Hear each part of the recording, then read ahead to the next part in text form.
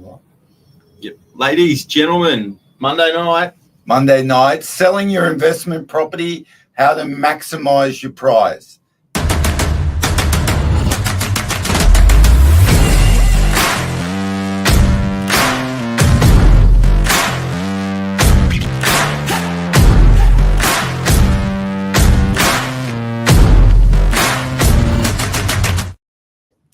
Welcome everyone to Monday Night News. What we're going to talk about tonight is selling your investment property, how to maximize your price. And I think the question you always start with, tenant in, tenant out. What's the best way? What are your thoughts, STEVAN? I think it's a good question. Obviously, it's the first one you think of when you do have an investment property and you're thinking of selling. And look, there's some really good advantages and disadvantages to both sides of keeping your tenant in and taking them out. Obviously, I guess the key one really is the financial balance and how are you handling your weekly repayments, monthly repayments, because a tenant out situation will essentially cut that rent coming in while you're selling a property. So definitely something to think of.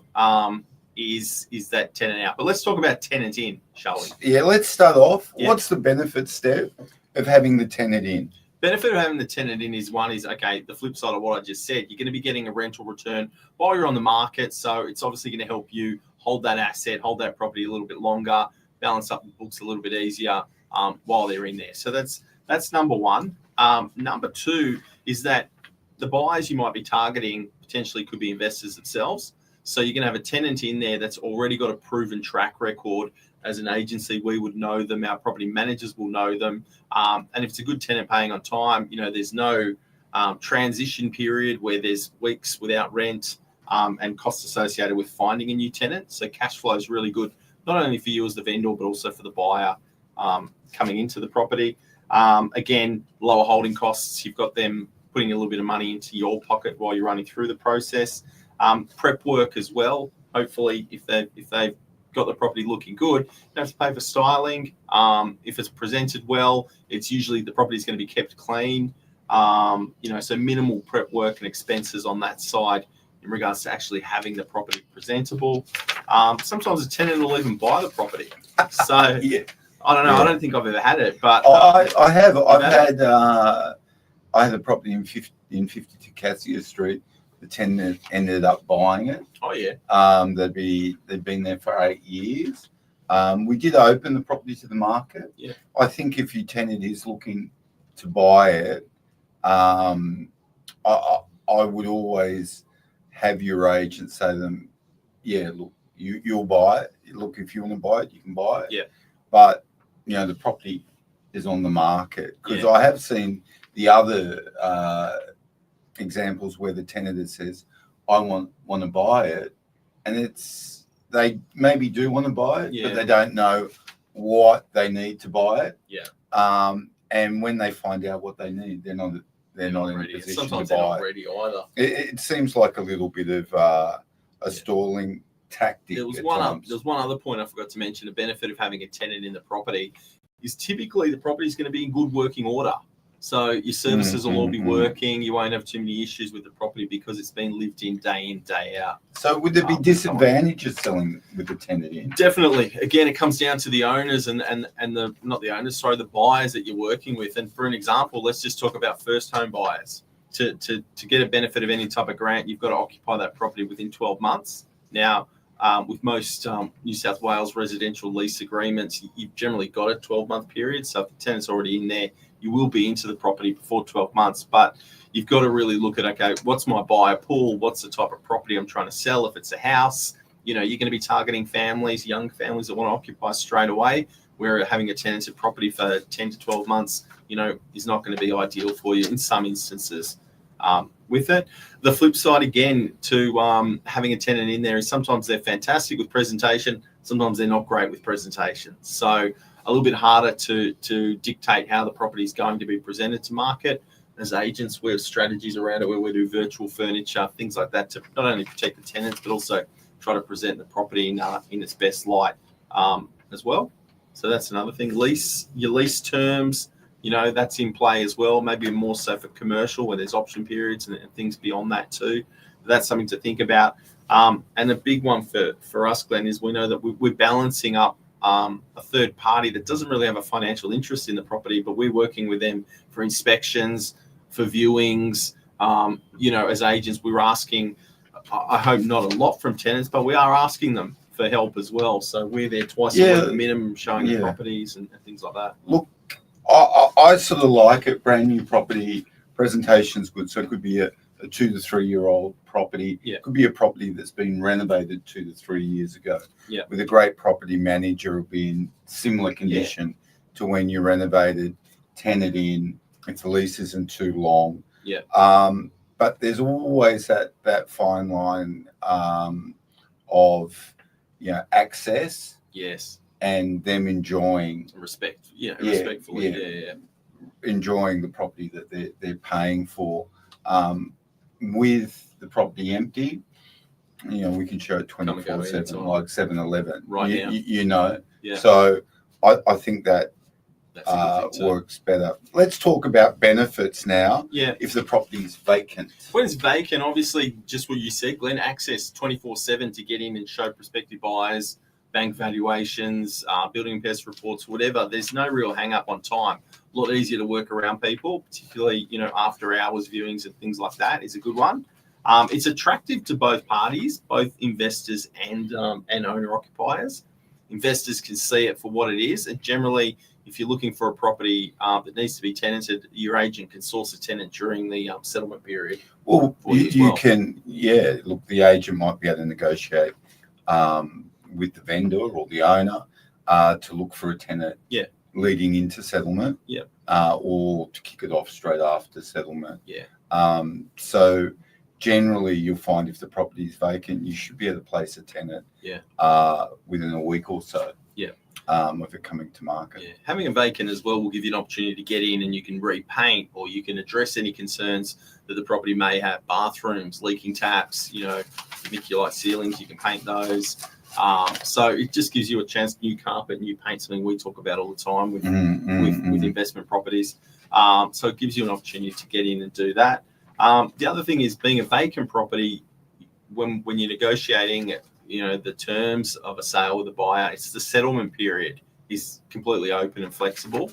So someone that needs to get in, again, shorter and quicker, you can do that to accommodate different buyers. The other thing is a bit of an unspoken, but the emotion, Glenn, that we see, when the properties, we're saying you're selling to a buyer, you're selling them their property, you're not selling them your property. And it's a little bit easier when it's owner occupied. You can get your owners to put certain things away to make it a little bit less personal to them.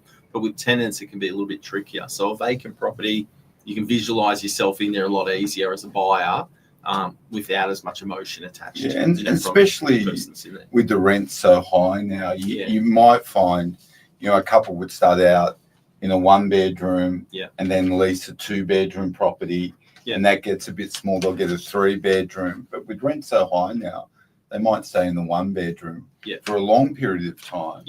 And unless they're minimalists, they'll accumulate things. And it could feel a bit cluttered. So with a vacant property, you haven't got that clutter often in the property. Properties are clean, functional, well maintained, but we all know if you stay anywhere too long, you've got your old school report cards, from back in black and white. The downsides of a vacant property, Steph. Again, probably the opposites to that is that you're not going to have access can be a little bit more challenging. Rental income, can be lost, and just those additional expenses, again, marketing, styling, things like that as well. So it's more on the financial side is the downsides. It's got its costs, and really its accessibility and presentation that you can't control as well.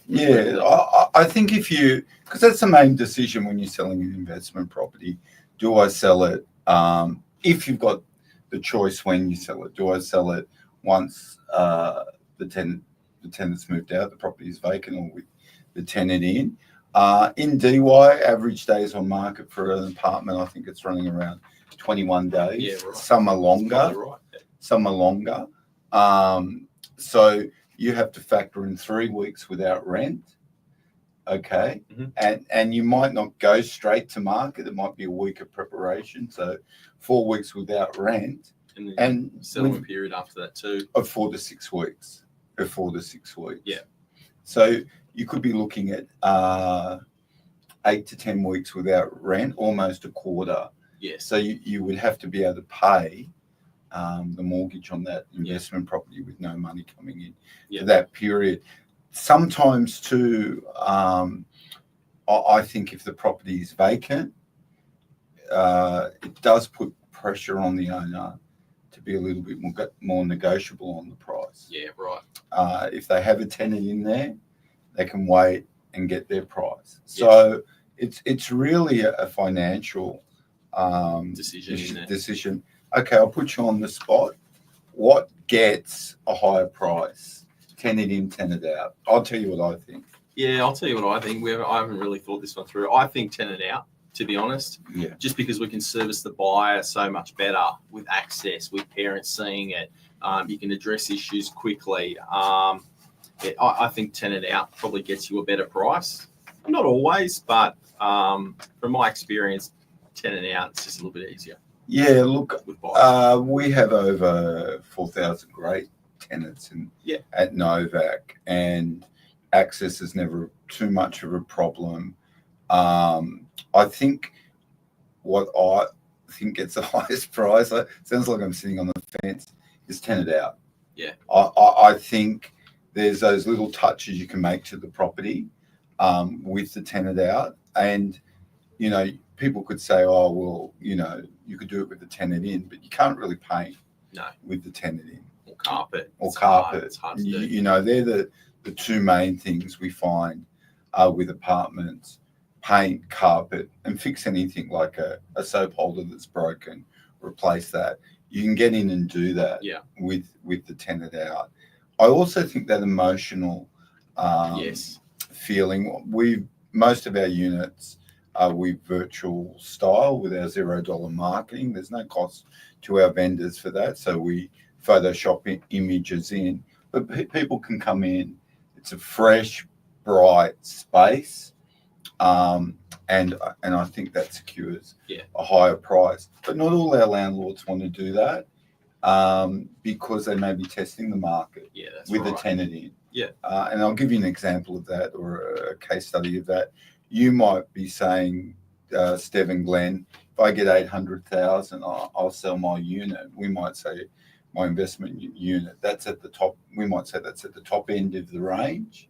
I would probably leave the tenant in if you couldn't afford to be vacant for a period of 8 to 10 weeks, because it's not a guarantee that the property might be valued at 760. Yes. And we're roughly getting 40,000 over, which is about 6%, which does happen, but we wouldn't say put the tenant out for that. We'd say, look, let's leave the tenant in, get some offers, we'll make a decision on that. And just I was going to say, Glenn, the reason I'm more inclined to tenant out is just ease of accessibility. Somebody wants to see it, you can see it right now. Let's go type of thing. And I think that's really important, particularly when some agents will just say, go to the open house, even if it's vacant, they'll still send you just to the open home viewings. I like to have a property that I can show someone through right now if you want to see it. Well, I think opens are very good for seeing the property in a group setting, seeing it the first time, but really private inspections or coming back a second time or a third time after seeing 2 opens is where you really can say to someone, hey, we've been here a few times, you're not coming back, just because you've got nothing to do. This is probably the right one for you. Yeah. And we start negotiating from there on. Sure. Okay, before we wrap up, we're going to get Stev's famous step-by-step guide for selling with the tenant. My famous one. In. Right. Because selling with the tenant out, it's just a simple sale. Okay. Or it's like selling if the vendor lived in there. Yeah. But selling with the tenant out, there's a few more things a few more things to things that you want to do. Okay. So Stev's famous tips selling with the tenant in. Sounds like I sell famous meat pies the way you're saying that. Well, World's famous. very, very World's famous close to my sausages and heart. meat pies or something. Sausages and meat pies, very There close you to go. my heart, mate. Don't make any jokes about that. Okay, so look, first things you want to do is you really, if you are buying a property that is tenanted or leased at the moment, is you really want to check that lease, go through it, read through it. They're typically not that complicated. There's a lot of words in the back, but generally the first few pages are going to have the body, particularly in a residential lease, of what's important. So you want to check, okay, how much is the tenant paying? But more importantly, when is the end date of the lease? Are there any specific terms to come out? How much bond has been put, aside from the property, particularly if it's in poor condition? You want to make sure that, that's going to be tackled for you on the way out. So read that lease agreement, check the lease term, and work through that. I think that's really, really key. And how should you communicate with the tenant? What would you suggest there? Clear, honest. Look, as an agent, we communicate in both verbal and written formats. It's best to do written when we're from our angle anyway. But clear, honest communication. Tenants as well, they, particularly when it's getting towards the end of a lease or if it's a rolling month-to-month lease agreement, they just want to have some comfort around their situation too. So they don't appreciate an agent that's not going to be, black and white or be, guiding them the best they can so that they can make the right decision. They might not want to vacate, and we might be negotiating 3 or 4 buyers, of which 2 are investors and one's an owner occupier. So they'll be like, look, we don't want to leave. Is your investor looking strong? We don't give them all the financial details, but it's respectful to be good to your tenants in clear communication, because again, they're balancing their lives around the sale of a property where unfortunately they don't have any financial benefit out of it.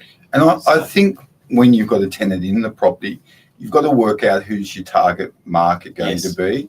And where we spoke about, you've got to know your lease. If it's a really long lease, in an area where it's hard, houses also, a really long lease area where it's hard to find a tenant, then you might really look at advertising for investors. Like, it's not always easy to find a tenant, but if it's a short lease, you might be advertising more for homeowners and investors. And it's also good practice to offer your tenants an incentive. I know that's hard as well when you're balancing up the books, but if you're after top dollar, a rental reduction of $50 a week goes a long, long way in keeping your tenants happy, and they'll do the best to help you when they feel like they're being looked after as well. So that's a big one. How would you prepare the property for tenants in? Again, look, it's a personal thing. You and I are big fans of virtual furniture. It respects the tenant's belongings in that regard. So with online marketing, virtual furniture is good. You try to have the conversations about obviously keeping it clear and easy to access, and keeping it clean. But I think the incentive, by offering a rent incentive, a reduced rental return, goes a long way in that. Well, I think with the virtual furniture, I always like to say to the tenant, hey, we're not going to have you live on display on the digital platforms or to our database where you're not going to see your furniture on display. And I think they like that. It's a sign of respect. You start off in that vein, and then you can run all the way through. So finishing up, Steph, See what else I've written down. Any final advice? Selling an investment property. It really just comes. Look, I would say take your agent's advice. Really, to me as an agent, and what I've seen influence price is accessibility and presentation of the property. And if you've got a tenant that's going to be good with access and presents it very well, definitely keep them in. If it's poor access and very poor presentation of the property, not necessarily because of the tenants. I'm not putting this out to say the tenants presented it poorly. We have landlords that go from tenant to tenant to tenant that make a little investment into their property every time it's vacant. You've also got to take on the responsibility to say, look, I can present this property in a better manner. It doesn't necessarily mean the tenant's not presenting it in a positive manner. So definitely presentation in that regard. But that's kind of it, Glenn. I would think they're kind of the key points to me: access and presentation. So you heard it from the great STEVAN BUBALO. Prefers to have the tenant out. If you can afford it. If there's a thought that it would be stressful for you financially, have the tenant in. These decisions, how does it present? Well, that's pretty easy. When we do our periodic inspection. We'll go through and take a video and send to our landlord, so they always know what the property looks like, and we can refer back to that. We haven't pulled up the numbers, but you sell a lot of apartments in DY, Glenn, so do I. How many do you think that you would be selling in a ratio, percentage-wise, would be tenanted versus non-tenanted? DY is very beach-centric. Let's say so if you look at DY, the closer you get to the beach, the more owner-occupiers it is. Yeah. And then Pittwater Road is like a divide. West of Pittwater Road, it's more tenanted properties. So down near the beach, you probably find it's 40% tenanted. Mm-hmm. And I'm saying 200 metres from the beach, and 60% owner-occupier. Yeah. And when you get to Pittwater Road, it's probably 60% investment and 40% owner-occupied. Right. Okay. The difference is about 600 metres. That's where you see it's beach-centric. At the end of the day, you're selling a lot of both. So what you would find is, I reckon 50% of all apartments sold in DY, not many people are upsizing now because of the cost, are investment property. Yeah, that's probably right. Also, too, when you think that there's a lot of people my age in their mid to late 50s that are saying, hey, I've had this, I'm going to sell my investment property, pay the house out fully, sell it, help my kids. I get a lot of that where they sell their investment property that they pay maybe 200,000 for and selling it for $1 million, and they're able to give some deposits for their kids. So in DY, I would say if I sell 24 units, 12 would have a tenant or more. Yeah, or more. I'd agree with that. Or more. Awesome. So it's other areas it could be less, but I think for apartments, definitely you'll find that over 50% are tenant. Good. Awesome. All right. Well, look, thank you very much for spending about 20 minutes with us tonight. I hope we gave you some ideas about selling a tenanted property. If we can help in any way, please don't hesitate to contact us. Thank you. Cheers.